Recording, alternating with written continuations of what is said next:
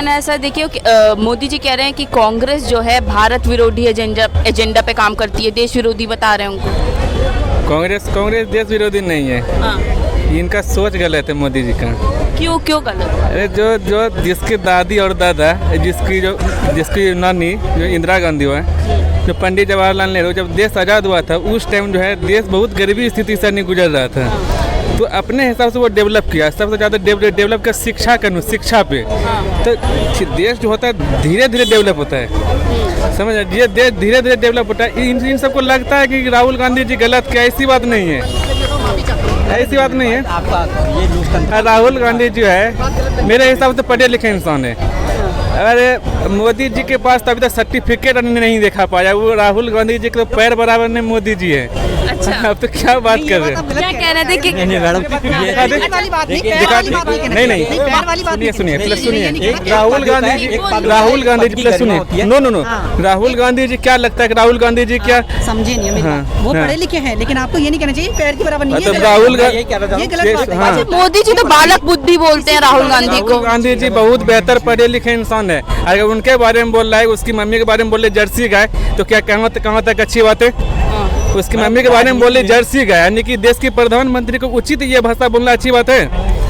अरे बोलिए तो आप ही लोग बोलिए जर्सी गाय किसको बोला जाता है? देश की प्रधानमंत्री की बीवी है, आप उसके भाषा के उल्लंघन करते हैं, आपकी जिम्मेदारी बनती है देश की महिला की सुरक्षा करना। वो प्रधानमंत्री का भाषण। तभी देखिए मोदी जी अभी भी तब भी आप कह रहे इतने पढ़े लिखे हैं, राहुल गांधी समझदार है, पर मोदी जी कहते हैं बालक हैं, कोई समझ नहीं है उनके अंदर। अरे देखिए बालक मोदी जी की अभी मोदी जी जो है ना, मोदी जी बनेगा, मोदी जी अभी धीरे धीरे आगे जा रहा है। एक बात सुन लीजिए, राहुल गांधी जो है ना पूरा देश को हिंदू मुस्लिम सिख ईसाई सबको बराबर मानते हैं। राहुल गांधी जो पूरा देश को चलाना जानते हैं, उसका फैमिली पूरा देश के लिए हिंदू मुस्लिम बीच में आगे करके ये देश को माहौल खंड बिगाड़ दिया गया है। मोदी जी बंटवारा कर, हाँ माहौल बिगाड़ दिया गया है। और राहुल गांधी जी की बात करते हैं, उसका पूरा हिस्ट्री देख लीजिए, सबसे बेहतर काम करे। सबसे पहले शिक्षा को ज़्यादा महत्व देता हूँ, उसके बारे में बात किया जाए। शिक्षा दिया है राहुल गांधी जी, दिया है अच्छा शिक्षा, तो अच्छा दिया है केजरीवाल दिल्ली में, लेकिन राहुल गांधी जी देश जब दुर्गति की ओर जा रहा था तो राहुल गांधी जी बहुत उस टाइम विकास करते। इसका फैमिली जो होता है दादा जो प्रधानमंत्री थे। मैडम जैसे इन भाइयों ने कहा कि जर्सी गायें बोला गया, ये देखिए चाहे सत्ता पक्ष हो चाहे विपक्ष हो, किसी को भी अशोभनीय भाषा का नहीं बोलनी चाहिए। देखिए ये हमारा बहुत बड़ा लोकतंत्र है, ये विश्व का सबसे बड़ा लोकतंत्र है। इसमें भाषा का मान बनाए रखना मोदी जी की भी जिम्मेवारी है और राहुल गांधी की भी जिम्मेवारी है। अगर ऐसे आरोप लगेंगे तो राहुल गांधी जी ने भी पनौती बोला था हमारे देश के प्रधानमंत्री को, जो नहीं बोलना चाहिए था। मैं किसी भी पनौती, अच्छा अगर मान के चलिए पनौती बोल दिया, अगर आप देश के प्रधानमंत्री की बीवी को इज्जत, देश की प्रधानमंत्री की बीवी का भी इज्जत नहीं कर पाते हो, तो अगर आप हम पनौती बोल दिए तो क्या गलत बोल दिए? आप बताइए। अच्छा मोदी जी बंटवारा कर, मोदी जी तो कहते हैं सबका साथ सबका विकास। मोदी जी वही तो कहते हैं सबका साथ सबका विकास, वो करके जिले के जा रहे कहाँ? सबका विकास कर। आप बताइए पहले देश के आज से 10 साल पहले देश में कितना कर्ज था बताइए तो? 55 लाख करोड़। अभी कितना है? 205 लाख करोड़। कहाँ गया 200 लाख करोड़ का उत्तर है आपके पास? गया कहीं नहीं सर, स्ट्रक्चर में लगा ना। आप एक इंडस्ट्रीज खड़ी करेंगे, अब इंडस्ट्रीज बताइए। आपको यहाँ पे सुविधा भी चाहिए, आपको सुविधा भी चाहिए। और आप सुनिए, पूरा भारत में सालाना इनकम कितना होता है? आप बताइए कितने? हमको पता है, आप बताइए, हम तो जानते हैं। सर आप बता दीजिए, मेरा ज्ञान थोड़ा सा बढ़ा दीजिए। अरे बता 40-45 लाख करोड़ के आसपास होता है। अच्छा जीडीपी होता है, जिसमें कि करीब 50% है ना, जो भारत सरकार जो है ना विदेश से कर्ज जो पहले ले रहा है ना, उसको यानी कि वितरण कर रहा है, जो कि 50% पूरा देश के प्रधानमंत्री है। यानी कि जो सेना सबके जो पीछे जो खर्च बहुत होता है ना, जो थोड़ा बचता है वो डेवलप हो रहा है थोड़ा, लेकिन कर्ज 200 करोड़ कहाँ चल गया ये बताइए? जबकि 40 लाख करोड़ सालाना इनकम भी हो रहा है। आप मुझे यूपी से लगते हैं, बिहार से है ना आप? आपको घर बनाया होगा आपने, तो आपने पूरी लागत से बना लिया था या कर्ज लिया था आपने? कुछ गवर्नमेंट से आपको कर्जा मिला था? हम जो है ना सर प्लीज मुझे बताइए, लागत भी लगा, अपना भी लगाए हैं। कर्जा भी लिया था आपने? क्यों लिया था सर? कर्जा नहीं लेना चाहिए था आपको, नहीं लेना। अगर आप कर्जों को इतना बुरा मानने हैं तो आपका स्ट्रक्चर बन गया, आपका स्ट्रक्चर बन गया, छत पे बुनियाद आ गई ना आपके। कीजिए कि 200 लाख करोड़ गया कहाँ, वो बताइए। स्ट्रक्चर में नो अभी फिर जो सालाना स्ट्रक्चर बन रहे हैं वो भी टूट जा रहे हैं, तो कैसे स्ट्रक्चर? हाँ बिल्कुल, इस मुद्दे पे आना चाहिए। जो स्ट्रक्चर बनना है उसके लिए मोदी जी ने उसकी खुद आलोचना करी है।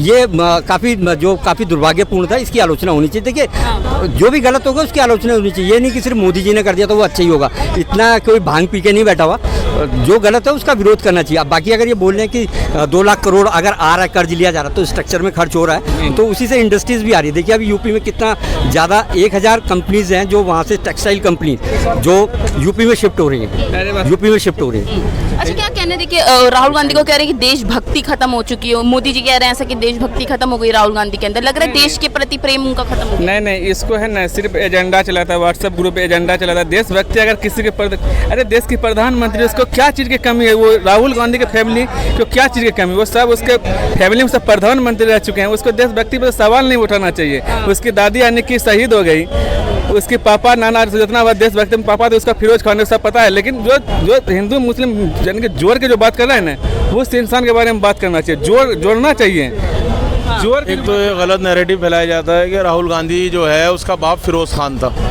जबकि उसके बाप का नाम फिरोज खान नहीं था। वो एक पारसी फैमिली से आते हैं, उनके यहाँ मुस्लिम जैसे नाम होते हैं, पारसी मुस्लिम नहीं होते। और हिंदू धर्म में अगर कोई भी आ जाए, आज मैं मुसलमान हूँ, मैं हिंदू धर्म में आ जाए तो मेरे क्या नस्लों से भी नफरत चलेगी? नहीं, मुझे हिंदू माना जाएगा या नहीं माना जाएगा? तो राहुल गांधी को जो है आज तक हिंदू ही साबित नहीं करने देते, मतलब हिंदू ही उनको हिंदू धर्म में अपनाने के लिए तैयार नहीं है। ये कैसी बात है?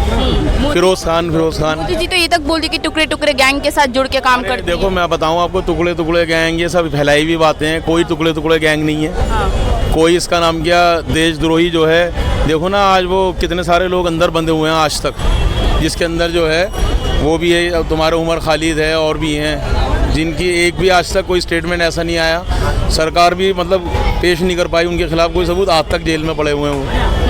तो ये तो नाइंसाफ़ी है ना एक तरह की। तो मोदी जी क्या चुनाव से पहले सिर्फ भड़काने का काम कर रहे हैं जनता को? ये मोदी जी जो हैं वो तो करते ही हैं, उन्होंने जैसे बहुत सारी बातें बोली थी, बच्चे पैदा करना, मंगलसूत्र, ये वो आप भी समझदार हैं कैसी कैसी बातें बोली हैं। और इन बातों का इफेक्ट तो पड़ता ही है। लोग ये समझते हैं कि मतलब एक धर्म को टारगेट, हमें ऐसा लगा तो मुसलमानों को ही टारगेट करके बोल रहे हैं, ये तो सब समझ ही जाते हैं। तो मोदी जी उल्टा कह रहे हैं कि मुझे गालियां पड़ती हैं, कांग्रेस वाले चुनाव के दौरान जब मैं रैली करता हूं मुझे गालियां देते हैं। देखो ये प्रधानमंत्री तो गालियां तो सहना पड़ेंगी, ताने तो सहना पड़ेंगे।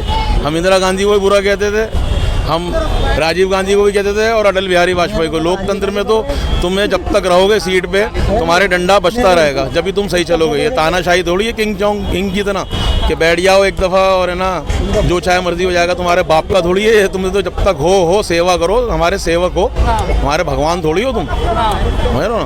पर उनको कहने कि हमने काम किया है, जनता मुझे जिताएगी, तीसरी बार लाई। फैसला तो जनता ही करेगी, लेकिन ये हिंदू मुसलमान जो करते हैं ये बहुत गलत है। ये नहीं होना चाहिए। अब देश में ऐसा कानून होना चाहिए कि धर्म की राजनीति नहीं होना चाहिए। इससे लोग जो है, इससे हमारे देश का भी नुकसान है, हमारा भी नुकसान है, और इससे जो है हमारा मतलब हमारी इमेज भी ख़राब होती है पूरी दुनिया के अंदर।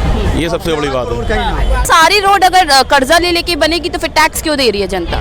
तो मैडम आप देखिए ना, आप टैक्स से इतनी भरपाई हो, कितने परसेंट लोग टैक्स देते हैं आप मुझे बताइए, कितने परसेंट इनकम टैक्स देते हैं? 100% 30% नहीं देते किसी ना किसी रूप में। आप जाके चेक कर लीजिए, मैं 12% लोग टैक्स देते हैं। जो रोड पे चलने वाला बंदा है मैं उसको बता रहा हूँ 30% है, 30% चलते हैं। स्लैब है, 30% वो नहीं है, जनता की पॉपुलेशन नहीं है कि जो मैं ये नहीं कह रहा population की बात कर रहा हूँ। 60% लोग हैं जो इनकम टैक्स पे करते हैं। बाकी आप लोग जो कोई भी प्रोडक्ट यूज करते हैं उस पर टैक्सेस आते हैं। लोगों की है ही नहीं ना इनकम। टैक्स तो सब देते हैं, किसी ना एक पार्ले जी भी लेता है 5 रुपए का, वो देता है सर। आप ये भी तो देखिए, आपके एक बच्चे को टीचर पढ़ाती है, उसकी भी तो 90,000 रुपए सैलरी जाती है, वो कहाँ से जाती है? आपके 1 रुपये पार्ले के पैकेट से। वो सारी इकट्ठी होती है, ठीक है कि टैक्स 30% देते हैं, टैक्स 100% देते हैं। मैं कह रहा हूँ मैं टैक्स में जो इनकम टैक्स की बात कर रहा हूँ सर, भाई जब कमाएगा जो तो प्रोडक्ट टैक्स दे रहे हैं सर, वो प्रोडक्ट टैक्स दे रहे हैं, वो प्रोडक्ट टैक्स दे रहे हैं। आप उसके स्लैब में नहीं आते तो आप नहीं दे रहे। आपकी जब जी अच्छा, मोदी जी कहते हैं कि अब आय दुगनी हो गई है भारत में, तो लग रहा है आय दुगनी हो गई है। आय दुगनी नहीं हुई है। आय दुगनी में मैं इस पे करेक्ट करना चाहूँगा। जो आय दुगनी हुई है ना, सिर्फ एक पर्टिकुलर फैमिलीज हैं, जैसे अडानी हो गए, इन पे जीडीपी का 10% इन्हीं के पास बैठा हुआ है, सिर्फ अडानी के पास बैठा हुआ है जीडीपी का 10%। और आप अगर आप उसको अनिल अंबानी, मुकेश अंबानी को जोड़ लीजिएगा तो 20% इनके पास हो गया। और भी कई उद्योगपति हैं, तो मोटा माटी आप ये समझ लिए 50 से 60% सिर्फ उन्हें उद्योगपतियों के पास है। बाकी अगर 40% अगर 140 करोड़ जनता के पास बची तो इनकी प्रति व्यक्ति आय कितनी होगी? आप ये निकालिए, कुछ भी नहीं होगी। अगर कुछ चंद घराने इस जीडीपी का 60% लेके बैठे हुए हैं ठीक है, और 140 करोड़ लोगों का फिर पर कैपिटा इनकम क्या होगी आप निकाल के देखिए, कुछ भी शून्य भी नहीं होगी मेरे ख्याल से, शून्य तो नहीं, कुछ पॉइंट में आएगी जगह। क्या कहना है, सहमत है इनकी बात से? नहीं सहमत है। ये बात सही है। अच्छा, महंगाई को लेकर क्या लग रहा है? मोदी जी लगातार कह रहे हैं कि महंगाई पे हमने काबू किया है। नहीं, महंगाई पे नहीं काबू, हाँ। नहीं है काबू। इन्फ्लेशन रेट अगर आप आंकड़ों में देखेंगे तो इन्फ्लेशन तो आंकड़ों में तो कम हुआ है। अभी जो इन्फ्लेशन रेट आया 4 पॉइंट आई थिंक समथिंग, नहीं 4.5 समथिंग आया है जो इन्फ्लेशन रेट है। ठीक है, और देखिए इन्फ्लेशन अगर आप सोचते हैं कि मेरा सैलरी इंक्रीमेंट हो, इन्फ्लेशन ना बढ़े, तो सैलरी का जो इंक्रीमेंट है चीजों के दाम तो बढ़ते जा रहे हैं ना, क्योंकि मोदी जी नारा लेके आए थे बहुत महंगाई की मैं बता मार। देता हूँ ना, जो सैलरी का इंक्रीमेंट है ना वो इन्फ्लेशन का पार्ट है। जब इन्फ्लेशन अगर आपका सैलरी बढ़ेगा तो वो इन्फ्लेशन पे इफेक्ट करेगा। आपको सैलरी तो चाहिए हाई, पर इन्फ्लेशन कम, ऐसा तो पॉसिबल ही नहीं है ना। इकोनॉमी उससे समझ से भी ये ठीक चीज़ नहीं है ना। जब इन्फ्लेशन जब बढ़ेगा वो आपका सैलरी ग्राफ बढ़ेगा तब इन्फ्लेशन भी बढ़ेगा। तो इन्फ्लेशन बढ़ना भी एक हेल्दी इकोनॉमी के लिए अच्छा माना जाता है। अगर इन्फ्लेशन बढ़ेगा तभी इनकी आय भी बढ़ेगी। वो सैलरी बढ़ी डबल और महंगाई हुई 10%, तो सैलरी ज़्यादा। सर कहाँ से बढ़ी? मैं एक बात बोल रहा हूँ आपको, एग्जाम बाद में बोलिए। सुनिए आंकड़े पेश कर रहा हूँ। तो सिलेंडर कितने का हुआ था?